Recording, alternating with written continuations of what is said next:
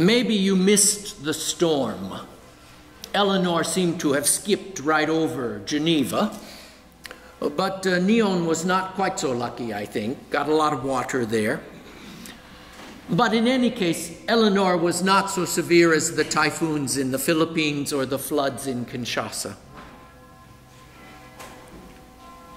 Maybe you missed the storm while we were tripping through Psalm 29. The signs were all there. The famous cedars of Lebanon are breaking.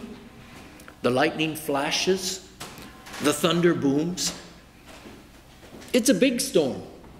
It goes all the way from Lebanon, which is in north of Israel, to the wilderness of Kadesh, which is presumed to be someplace in the Arabian Peninsula. The oaks are whirling. The forest is stripped bare. The word we now use is weather bomb, or more technically, explosive cyclogenesis. You notice I had to read that carefully. But in our time, storms are named, measured, ranked, shared on Facebook. But the writer of Psalm 29 doesn't care about any of that. For the writer of the psalm, the storm has one function. It is the manifestation of the voice of God. The Hebrew word for voice, kol, can be translated as thunder. So when the God of Psalm 29 goes on the march, everything shakes. The wind crashes and strips the forest bare. We might notice that the writer seems unmoved by the damage. There seems to be no concern for the people or animals harmed by the storm, harmed by the voice of God, if you will. And what is the response in the psalm? And all in God's temple say, glory. Now maybe they say glory because they are in the temple and therefore no tree is falling on them and there's no debris blowing on top of them. The fury of the storm bellowing out disaster, however, is seen as the glory of God.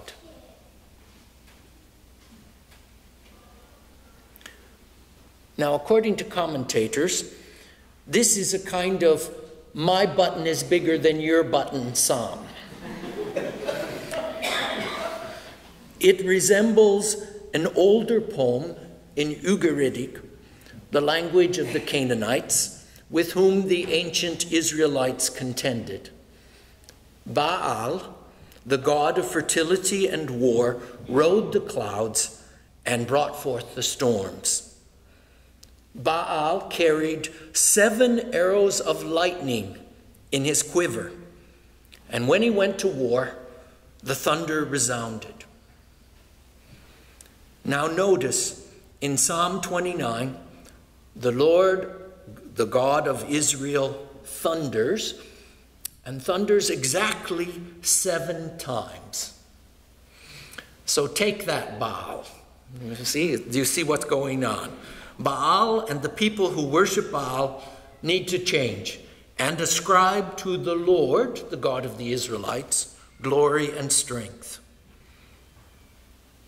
Plagiarism is not a new thing. You see, it goes all the way back to the ancient times.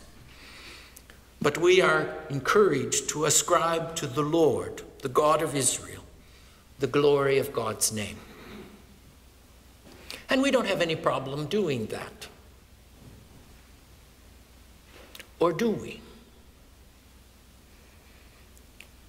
What does it mean when the voice of God is a storm with all its devastation?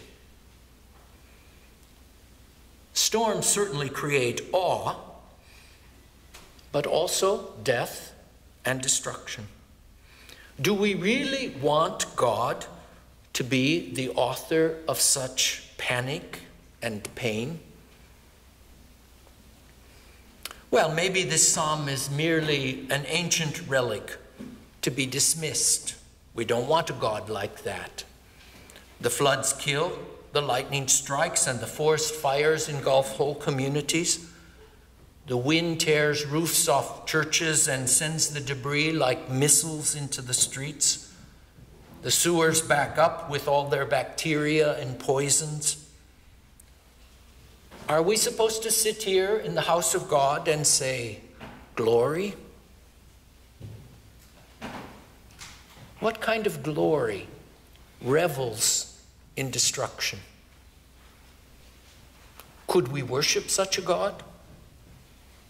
Or should we leave that to those idolizing Baal?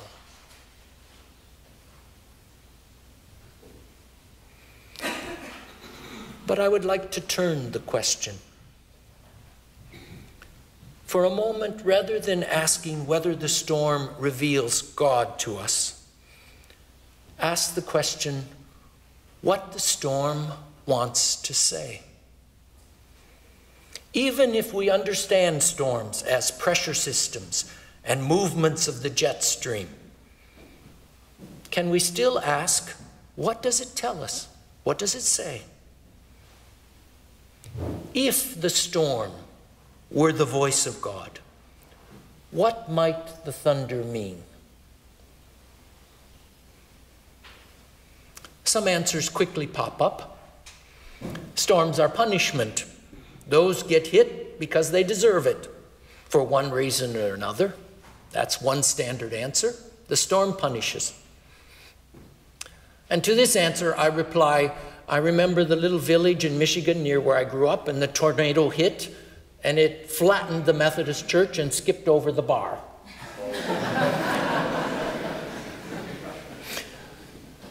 Indeed, the storms are often punishing, but they clearly are not reliable indicators of blame. In fact, Psalm 29 doesn't blame anyone. It speaks of grandeur, not accusation. So in the psalm, storms are not about punishment. In our time, another answer seems obvious. The storm is a warning. The science of climate change predicts an increasing intensity and unreliability of all kinds of weather. The storms are saying louder and louder, leave that oil in the ground. And some of us listen better than others, but none of us are innocent in this. Of course, it doesn't help to hear the quip responding to the latest North American deep freeze, guess we need some global warming. To which I can only say, oh, glory.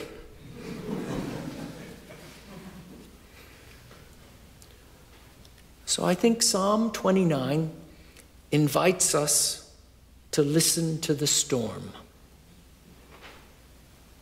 Maybe this is more difficult for us than for the ancient writer. How can we really affirm from the storm, ascribe to the Lord glory and strength? How can we trust the Lord who sits enthroned over the flood? What does the storm tell us? Storms are not just weather. They can swirl around us and in us. Our health falters, our families fight. The old certainties collapse like a falling stock market. The first attempt is always to evade and escape. That is natural. And our culture provides many ways to escape, not all of them very helpful. But in the midst of the storm, Psalm 29 would invite us to stop, take note, hear. Precisely when it is tough, we can discover values we had previously laid aside. We find meaning that had given way to trivialities. We can gain direction. In the midst of trouble, we can gain ears to hear. Now, I need to be really careful. Sometimes the storm just destroys, and we need to admit that. It is not automatic that good comes out of a storm. And we need to be careful not to abuse others with some form of, God has a mighty message for you in the midst of this mess. In fact, when we tell others to look for the silver lining, what we are actually doing is avoiding walking into their storm with them.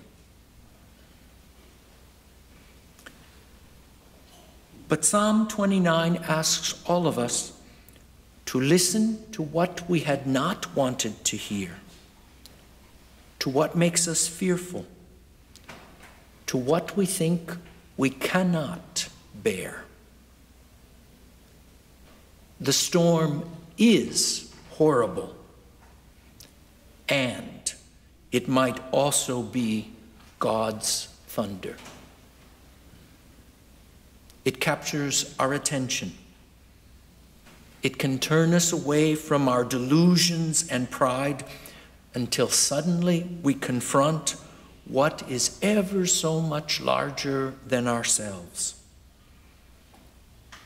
In the struggle with the storm, we might even hear ourselves say, glory. In Hebrew, the word glory carries the connotation of heaviness, weight. It is exactly the opposite of a light show or a sports prize. It is not ephemeral or frivolous. When we discern the voice of God, we feel the weight of who God is and who we are. This voice of God is not limited to storms. For this I am happy, otherwise theologians would be just storm chasers.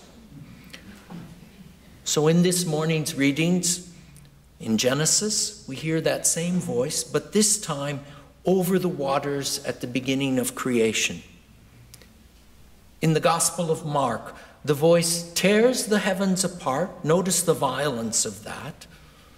But provides a direct path from heaven to earth, and then arrives sounding like the breath of the Spirit, descending like a dove.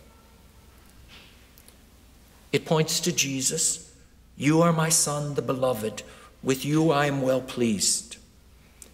And in this Jesus, the voice takes a different turn. In Jesus, the voice calms the storm, heals the broken, lifts the fallen. The voice frees the lame to skip like a calf and offers living water in the wilderness. In fact, with this voice comes the fulfillment found at the end of Psalm 29. May the Lord bless his people with peace. The Hebrew word shalom is much more than a ceasefire.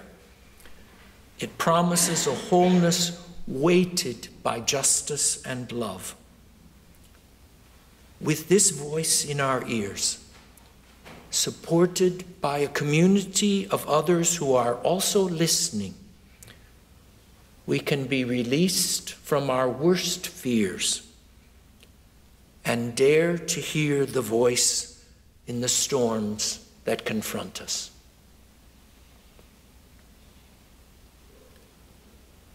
To follow Jesus is no escape from the storm. In knowing him, we discover that he crawls into the storm with us and for us. He leads us to that day when the sky turns black and the voice knows only pain. My God. Then only silence.